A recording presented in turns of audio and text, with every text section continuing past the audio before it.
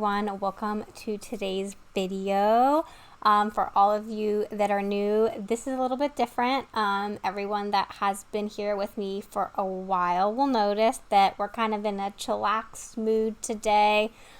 Shooting this video, way back in the ages style with my webcam. I just thought I would have a little relaxed chit chat with you guys today. And so I'm going to be going over a food review request from one of my subscribers, and I actually was entertaining this request while I was at work the other day, and I did a screen record working through this food. I have two practices that I practice at. One is my big practice where I do a lot of my surgeries and really in-depth cases, and then I have a small little satellite practice that I practice 2 days a week, and it's a little bit slower, and it was a slower day, and so I thought I would do this food review for her on that day, and I'm going to share it with you in kind of a relaxed sesh today. So I hope you enjoy it.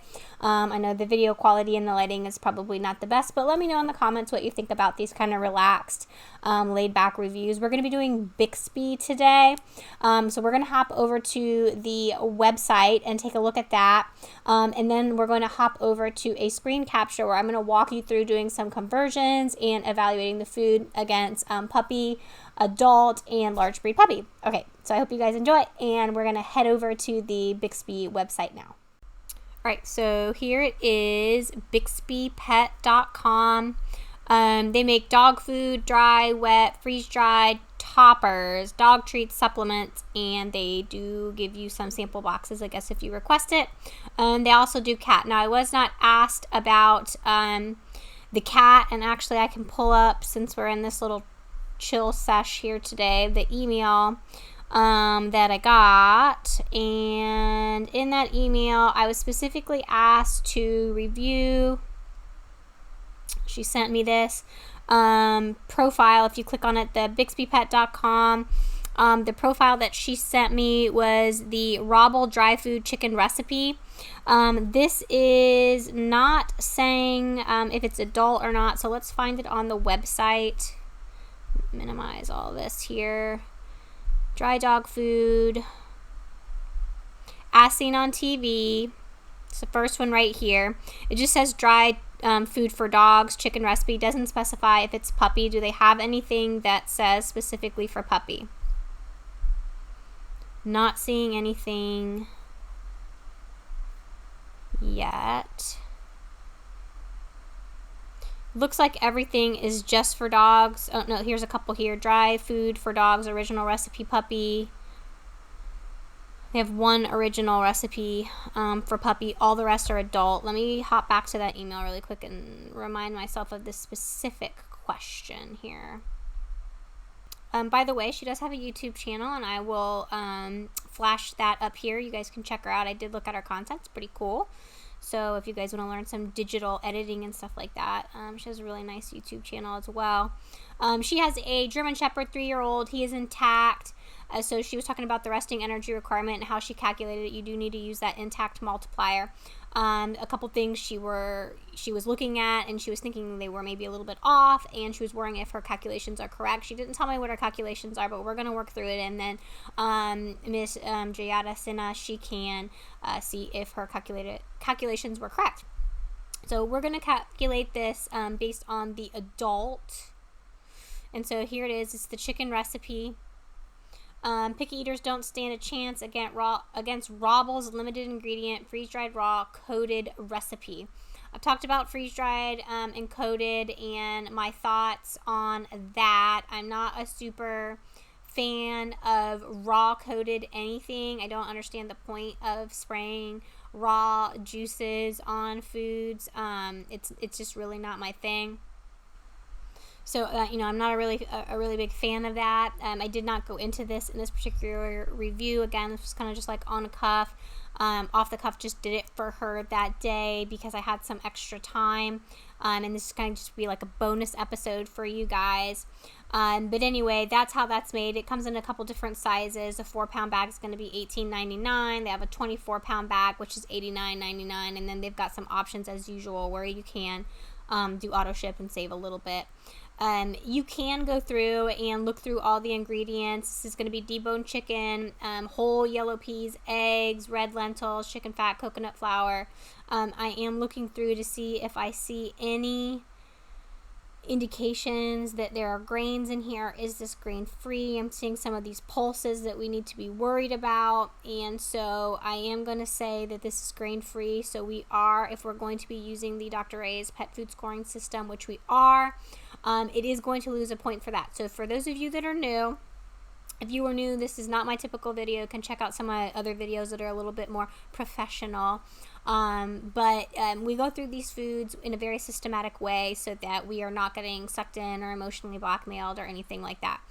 So I use a point scoring system that I totally made up, but I think it hits the high points so that every food we review, at least since my developing of this system earlier in, I think, 2023, every food is evaluated on the same points. We are not deviating for that for things like pretty packaging, marketing tricks, marketing ploys, etc. We are just sticking to the facts. And so in this point scoring system, I am going to evaluate these foods based on set parameters. It is going to be based on the guaranteed analysis or the typical analysis on a dry matter basis, ideally. 5 parameters there. It is going to be determined on if they recommend the correct amount to feed, if they are able to calculate the resting energy requirement correctly, they're going to get a point for that. The AFCO statement, whether it was for the correct life stage that they are marketing it to, and also if the food was feeding trialed or was it just simply formulated. It is going to be based on, let's see, is it grain-free or is it raw? Because ideally, for the general population, we want to stick to more mainstream approaches unless your personal veterinarian has indicated or addressed with you some of the concerns that surrounds grain-free or raw. Now, if your veterinarian has done that, that's fine, but as far as purposes of this channel and the general population, those things are not appropriate, and so they will get a point if those controversial issues have been avoided. And so right now, with this looking as it is grain-free, they're going to lose a point, and because they are sprinkling it with that raw, coated stuff, they're going to lose a point for that. There really is no point, in my opinion, of sprinkling anything with raw. There's not enough. If you are a raw proponent and you are going to go to the grave, really being a proponent of raw, I don't think that you will be happy with simply just spraying some raw stuff on there just as easily as I am not a fan of there being raw in there either. So I really don't feel like these coated raw things really are gonna be pleasing either camp, and so they're gonna lose. We're going to lose some points there for that. So already we're down 2 points and we just started. These foods at rawbble, which is really nice, are they do have like these really nice PDFs that they each come with, and that's what we're going to use when we start breaking this food down. Feeding guidelines we are going to go over, and then let's see, nutrition. Yes, let's go. I'm looking for the AFCO statement. Here it is. So the next thing I want to point out and highlight for you guys is the AFCO statement, and all the U.S. foods that are sold in the United States, they have to have this as part of our regulated regulation industry for pet foods. It is a legal statement that has to be on all packages. They can't be creative here. At least so far, nobody's figured out how to be outrageously creative here. They have to follow the rules, and so this is where you're going to get a lot of information that cannot be clouded. And so right here it's saying rawbble dry chicken recipe is formulated, so it was not feeding child. Somebody came up with this formula. It could have been a board certified nutritionist. We'll look for that in a minute. They may get a bonus point for that. I did start just doing that, bonus points. But it was formulated. It wasn't feeding child. They didn't feed this food to animals to make sure that it substantiated their claims. It's just there was a formula was put out there and they went with it. To meet the nutritional levels established by AFCO, that's that governing body for all life stages, including the growth of large-sized dogs. So what this statement is saying, that although this food is being marketed for dogs and is trying to pull people in, like this subscriber, a 3-year-old German Shepherd, this food is actually a large breed puppy formula. And so that's why I said we're going to evaluate this. Oh, goodness gracious, with this pop-ups. why we are going to evaluate this based on large breed, regular breed, and adult dog. Didn't go into senior on this, but those are the 3 categories I'm going to test this food against. And so that's the AFCO statement. And so they are going to lose 2 points here because not only was this food formulated, it is all life stages, which is very deceptive based on the packaging here, not saying this is a large breed puppy. It is in fact saying that this is a dry food for dogs. Very vague. Usually that, verbiage is indicating that it's for adult dogs. And we're going to find out as we go through the nutrient profile whether or not that is the case. So let's go down here to the guaranteed analysis. Now, this is something that I'm happy that you guys find. I'm really happy about that. And that is where they have these usually very few select items. Here they're showing the protein, the fat, the fiber, and the moisture, and very limited information there. This information is not really ideal, especially if you're serious about nutrition, and I assume that you're on this channel because you are. And if you want to take your nutrition game to the next level, I'm going to show you how to do that today, which is kind of odd because we're really in this laid back, like I'm in my t-shirt and my living room type situation, but guarantee you I am a doctor of veterinary medicine, and this is the way that you actually need to be doing these analysis of the food. So you need to be not looking at the guaranteed analysis, but you need to come down here and click on this link that says nutrient profile. And when you do that, you're going to get this lovely, beautiful PDF here. And so you can see based on this PDF, these numbers are going to be different than what they list on that guaranteed analysis, and they are. And there's a number of reasons why they are, and you can check out some of my earlier videos for why that is. But what we want is this dry matter basis right here. The other thing that is outrageously important is this metabolizable energy. And you can see that we've already discovered quite a few differences here. So on this page, it's saying metabolizable energy is 3,700, which is fine because the standards that we use, which come from Small Animal Clinical Nutrition, are on a 3,500 to 4,000 calorie basis. So you can't take, or it's not fair to take, or it's not even that it's not fair, it's not statistically appropriate to take a food that is a higher caloric density and compare it to the standards, which are at a lower caloric density. So when that happens, you do have to do a conversion, and that's what we're going to be doing today. But you can see 3,700 here. When we switch over to the PDF, not only is it not 3,700, it's 3,960 on an as-fed basis and 4,305 on a dry matter basis. And that 4,305 may be why she was getting a little bit of inconsistencies when she was doing her analysis. And so that's what we're going to focus on today. So at this point, what we're going to do is we're going to hop over to my worksheet where I'm going to work through how you do that conversion, and then we'll pop back and we will compare these foods against the standards and see what they all score at. Okay, so here we are, the zoomed in PDF of the Bixbi chicken recipe. And so you can see here's the energy density we were talking about. It's where they show the different parameters. And so this is where we're going to look at the dry matter basis, which is saying 4,304. So that's what you need to be focusing on. We don't want this column here. All this is as fed. We do not want that. That has the moisture in it. We want this column on the dry matter basis at 4,304. So we're going to put that over here. 4,304, that is the metabolizable energy. And then we're going to put that over our standard, which is 4,000. And when you divide those, you're going to get a multiplier. And so after popping that in the calculator, we're going to find out that that value is 1.07. So that is our multiplier. 1.07 is the number that we're going to use because it is the food Bixbi is 1.07 more nutrient dense than the standards. And so we're calling this our multiplier. Okay. So we're going to take the standards from the puppy side and put them over here. So protein should be between 22 and 35 on the standards. Fat between 10 and 25. Then we have our calcium between 0.7 and 1.7. our phosphorus between 0.6 and 1.3, and then fiber for the puppy is kind of a give me, and they all get the points for that, so we're not going to worry about that. Now, how do you get the value, the new corrected value? Well, what we need to do is we need to multiply each of these by 1.07, which was the multiplier that we found out earlier. And so when you do that, the standards now become 23.5 to 37.45 for the protein.